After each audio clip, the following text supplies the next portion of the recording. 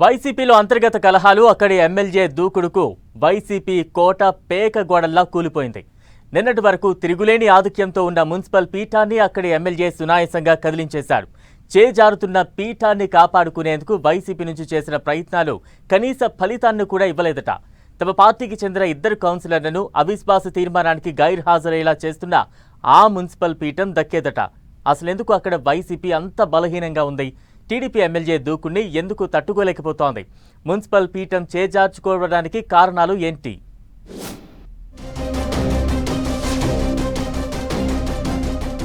ఏపీలో ఉన్న మున్సిపల్ పీఠాలన్నీ ఒక్కొక్కటిగా కదిలిపోతూ కూటమి ఖాతాలో చేరిపోతున్నాయి. అలా వైసీపీ మున్సిపల్ పీఠాలను చేజేతులారా చేజార్చుకుంటోంది. అధికారం ఉన్నప్పుడు స్థానిక సంస్థల్లో గెలవడం ఈజీనే అనుకున్న వైసీపీకి అధికారం కోల్పోయిన తరువాత వాటిని నిలబెట్టుకోవడం కష్టమవుతోందట. రాష్ట్రంలో వరుసగా మున్సిపాలిటీలను చేజార్చుకుంటున్న వైసీపీ తాజాగా శ్రీ సత్యసాయి జిల్లా కదిరి మున్సిపాలిటీని కూడా చేజార్చుకుంది. నిన్నటి వరకు ఇక్కడ తిరుగులేని ఆధిక్యంతో ఉన్న మున్సిపల్ చైర్పర్సన్ నజీమున్నీసా ఇప్పుడు మాజీ మున్సిపల్ చైర్పర్సన్ అయ్యారు. భారీ ఆధిక్యం ఉండి కూడా వైసీపీ బలహీనతలు, ప్రస్తుతం అక్కడున్న ఎమ్మెల్యే కందికుంట ప్రసాద్ దూకుడు కలగలిపి కొంప ముంచిందన్న టాక్ జిల్లా రాజకీయ వర్గాల్లో వినిపిస్తోంది. కదిరి మున్సిపాలిటీలో 36 మంది కౌన్సిలర్లు ఉన్నారు. ఇందులో వైసీపీ 31 స్థానాల్లో గెలవగా టీడీపీ 5 స్థానాల్లో విజయం సాధించింది. సార్వత్రిక ఎన్నికల ముందే వైసీపీకి చెందిన 5 ఒక ఇండిపెండెంట్ కౌన్సిలర్ టీడీపీ గూటికి చేరారు. దీంతో మున్సిపల్ కౌన్సిల్లో టీడీపీ బలం 11కి పెరిగింది. వైసీపీకి 25 మంది మద్దతు ఉండగా వీరిలో 14 మంది తిరుగుబాటు జెండా ఎగురవేశారు. దీనికి ప్రధానమైన కారణంగా చైర్పర్సన్ నజీమున్నీసా, ఆమె భర్త వ్యవహార తీరే కారణమని అంతా అనుకుంటున్నారట. చైర్పర్సన్ అభివృద్ధి గురించి పట్టించుకోవడం లేదంటూ సొంత పార్టీ కౌన్సిలర్లే అనేక సార్లు బహిరంగ విమర్శలు చేశారట. సార్వత్రిక ఎన్నికల్లో కూటమి అధికారంలోకి రావడంతో చైర్పర్సన్ పై మరింత స్వరాన్ని పెంచారట.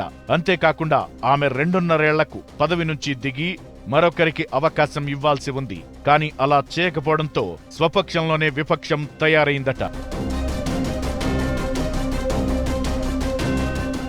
వైసీపీలో ఇంత గందరగోళ పరిస్థితులు ఉంటే ఇక్కడ సమన్వయకర్తగా ఉన్న మక్బూల్ ఏమాత్రం పట్టించుకోలేదట.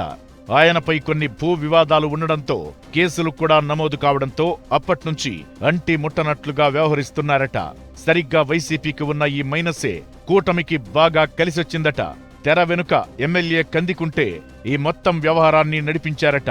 కౌన్సిలర్లను క్యాంపుకు తరలించి పక్కా వ్యూహంతో కథ నడిపించి చివరకు చైర్పర్సన్ను దించేశారట. మొత్తం 25 మంది కౌన్సిలర్లు అవిశ్వాస తీర్మానానికి హాజరు కాగా వైసీపీ చైర్పర్సన్ పక్షాన నిలబడిన 11 మంది గైర్హాజరయ్యారు. 25 మంది చైర్పర్సన్ కు వ్యతిరేకంగా ఓటు వేయడంతో ఆమె పదవి కోల్పోయారు. అయితే త్వరలోనే మున్సిపల్ చైర్పర్సన్, వైస్ చైర్మన్ ఎన్నిక జరగనుంది.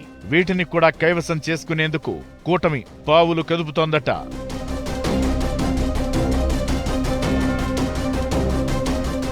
వైసీపీ వైఫల్యాల కారణంగానే ఇక్కడ చైర్పర్సన్ పీఠం చేజారిందంటూ జిల్లా రాజకీయ వర్గాల్లో చర్చ జరుగుతోంది.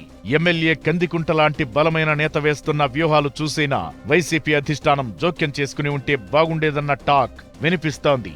ఏదేమైనా వైసీపీ నుంచి మరో మున్సిపాలిటీ చేజారిపోయింది. ఇప్పటికే రాష్ట్ర వ్యాప్తంగా మెజారిటీ మున్సిపాలిటీలను తన ఖాతాలో వేసుకున్న కూటమి రాబోయే రోజుల్లో మిగిలిన మున్సిపల్ పీఠాలను కూడా తన ఖాతాలో కలిపేసుకునేందుకు ఇప్పట్నుంచే ఎత్తులకు పై ఎత్తులు వేస్తూ రాజకీయ వ్యూహాలకు పదును పెడుతోందట. మరి మిగిలిన మున్సిపల్ పీఠాలనైనా వైసీపీ కాపాడుకుంటుందా, లేక వాటిని కూడా కూటమికి అప్పనంగా అప్పగించేస్తుందా అనేది చూడాలి.